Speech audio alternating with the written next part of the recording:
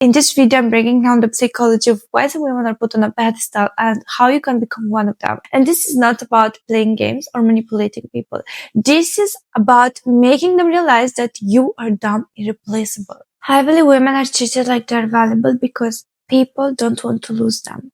And so they act in a way that they know that they're not going to mess up with them. But many women are extremely valuable and they still get treated like an option. Because someone at some point told them that making people fear losing you is manipulative and rude. Do you know what? I think it's rude.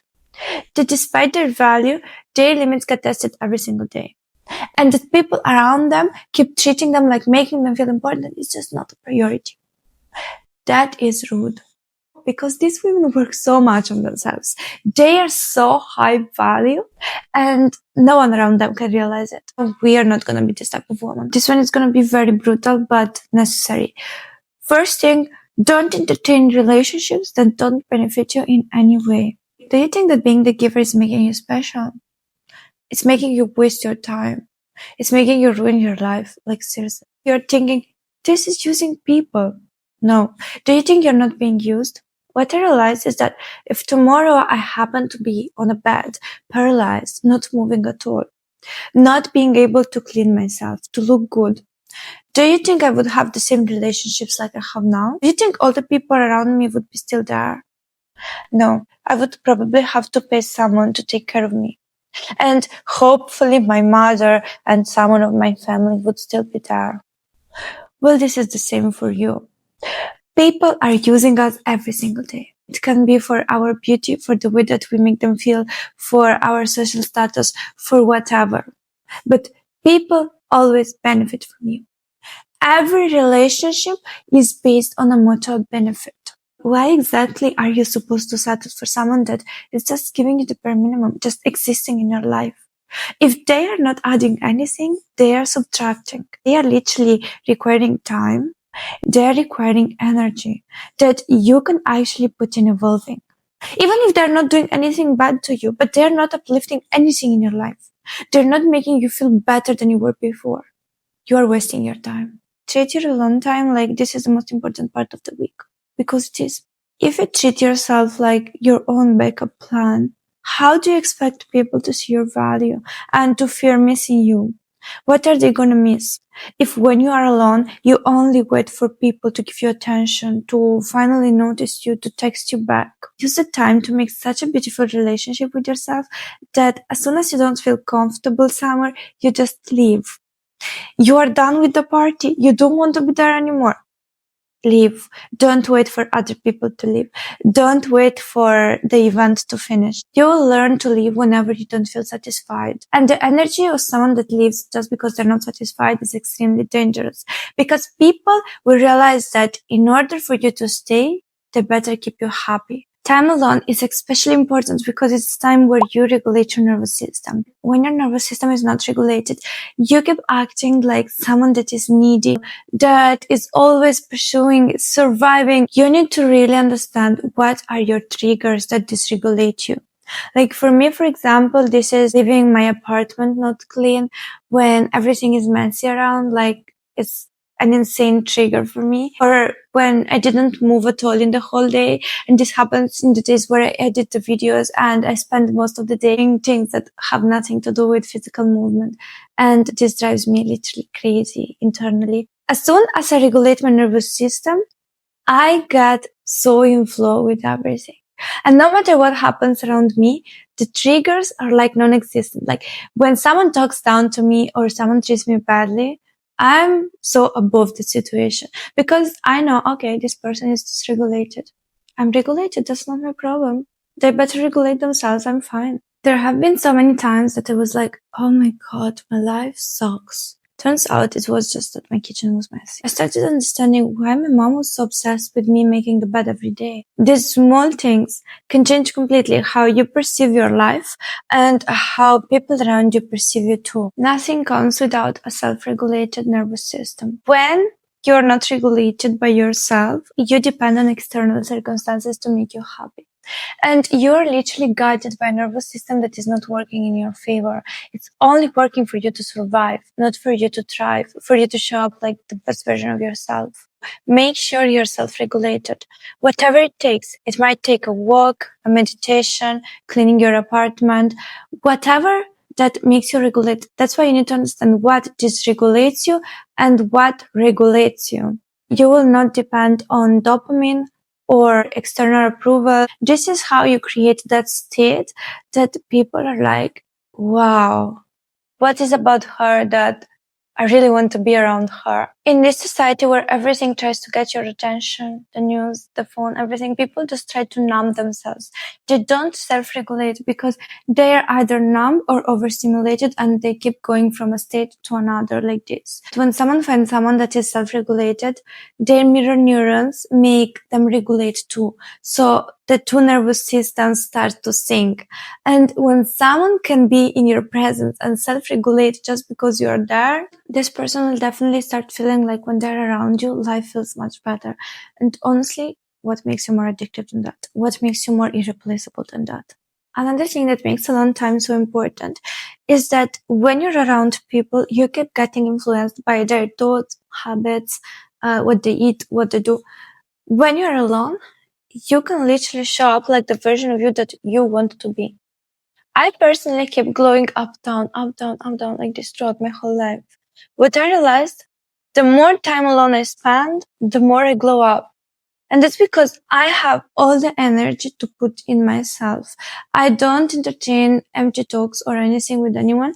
I just have the time to learn things that help me upgrade. For doing my skincare properly without skipping parts or minutes, I have time to exercise, to walk, and to do all the things that I also can do with someone else. But when I'm alone, I have all my resources, energy, and focus on myself. And I feel like most women that believe that they are ugly, they're not ugly. They're not taking enough time to take care of themselves. They're not putting enough effort to show up like the best version of themselves. Another mistake that I see so much is that many women try to be relatable. You wear something that makes you look less good, but it's still making you relatable for that type of party that, I don't know, your friends maybe wear something similar. And then, okay, you're gonna fit in, you're gonna be relatable. Nobody is paying you to be relatable. And being relatable is not making you unforgettable, and nobody's gonna be afraid to lose you if you're not even something that feels unique. Don't be afraid to embrace your own uniqueness. Actually, I see so many influencers that they get criticized because over years they're not relatable anymore. But of course, because they are working so much on themselves, on elevating their aura, their presence, their magnetism. And people that just scroll on their phone, sitting on their couch, watching what they do, they are complaining because this girl is not relatable anymore. It's not relatable to you.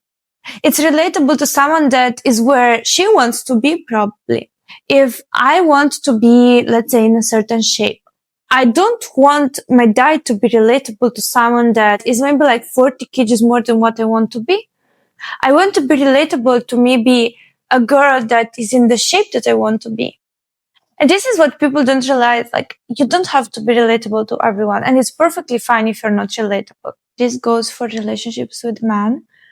Don't give away your body for free, like it's nothing. A person that didn't invest in you, anything, not energy, not time, not money. Now you can say, oh my God, this is so good, diggerish or whatever. Think about it like this. A man literally washes his hair, face, body, probably even dishes with the same soap. You spend most of your time taking care of yourself. You have 10 routines for your skin. You wash your hair with a different shampoo every single time for every need that your hair has. You go to the gym, to Pilates, to this and that. Most men, hopefully, they get up from the couch during the day. Giving your body as a woman is literally like the biggest form of devotion that you can show to a man. And they know this. They know how much care we take of ourselves just by looking at us. We think like for them it's just, okay, let's have fun. It's fun for him.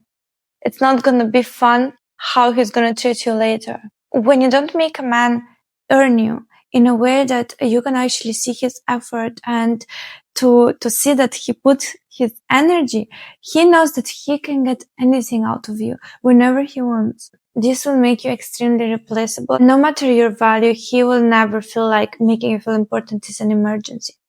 never accept the cheapest offer, never buy a dress that is on sale, or take the free drink, overeat buffet foods at events. Whenever you settle for less or for something that you didn't choose, you're teaching people that your standards are negotiable. When you go to a luxury shop and you want a dress that is 800 euros, they're not going to give you for 150 just because that's all you have. They're going to wait for someone that actually has 800 euros and they know that someone will buy it. But then here you are trying to be treated like a high value woman, and you lower your standards for every excuse for, but he just is not good at planning dates, or, he was just traumatized during his childhood. Okay, and you wait for someone that can give you exactly what you want. And that's when they realize that their actions directly affect how you feel about them and if you're going to be there or not. They will be afraid to lose you. They will make sure that they add up to your life. Otherwise, they know that you'll be somewhere else. Your energy is not on sale. When you state a standard, it needs reinforcement. When you state a standard and just say, this bothers me. Okay. This person will forget it in 5 minutes. You basically give them a suggestion. But when you state calmly, I don't like when you arrive late. I can't accept this. And if you do this again, I will leave. And you will not find me here. You stated literally like a weather report. This person will feel the weight and they will know that if they arrive late, this thing is going to happen. And if it happens again, actually do it. It's the difference between someone that just gives an advice on their standards and someone that people respect because they know that every action comes with a consequence. That your time is not for free. Your body is not for free. Anything about you is for free. When you enforce your standard, stay calm and composed. Don't lash out. Don't go crazy. Show that you have emotional control. Otherwise, they will feel like they have the control of your emotions. Do something, your feelings and your identity depends on that. But when you stay calm, composed and collected, they know that if they mess up, it's not going to be a consequence that you pay with your frustration, but a consequence that they will pay with your absence. They will have to behave accordingly to your standards. And always be ready to leave. You said you're gonna leave. Okay? Show them you leave. You should always have options. Real options, not fantasies. Like, okay, this person is not making me happy, but I have my friends. My friends did this to me, but I have my career. But I have something else. Always have open options. Nothing should be at the center of your happiness and of your fulfillment. You should not give this responsibility to anyone. Be scarce by having an actual life to live. And I'm not saying, say, I'm going to do my nails and you're sitting at home hoping for their message that insists on coming out. Actually create new interests, hobbies, learn new skills, things that keep you busy, that keep you engaged with life. This will automatically make you less available to people. And when you're less available, you become more valuable. Thank you so much for watching and see you next time.